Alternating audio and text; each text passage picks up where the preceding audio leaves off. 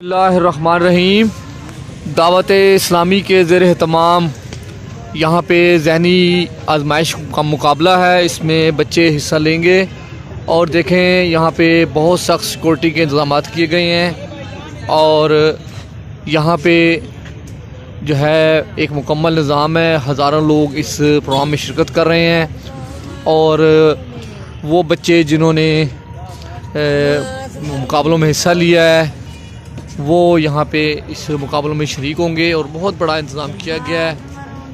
Company बाग के जिना हाल में ये इंतज़ाम है और हर तरफ रोशनियाँ नज़र आ रही हैं और मुकम्मल एक सिक्योरिटी का इंतज़ाम है। बहुत अच्छे इंतज़ाम किए गए हैं। दावत इस्लामी अपने डिसिप्लिन में एक मिसाल रखती है और ये आप देखें कि ये जनाब जिना हाल को बड़े खूबसूरत सजाया गया है। पूरे रास्ते को बरकरी कुमकुमों से सजाया गया है और लाइटिंग की गई है।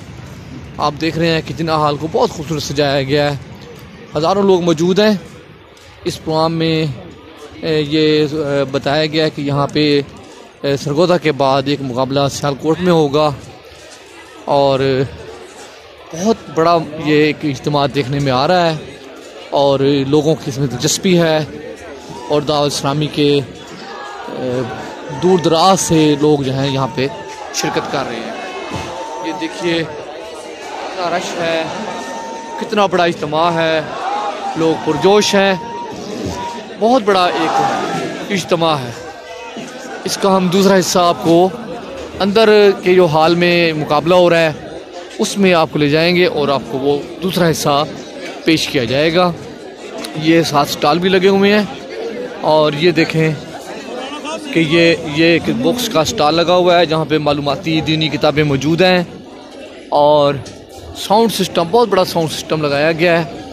ये देख रहे हैं आप कि यहाँ पे एक बहुत बड़ा और ये इसका मरकज़ी हाल है। ये देख सकते हैं आप कि जिना हाल को कितनी खूबसूरती के साथ सजाया गया है। इतनी खूबसूरती के साथ सारे मनाज़र देखे जा रहे हैं कि हज़ारों लोग यहाँ पे शरीक हैं।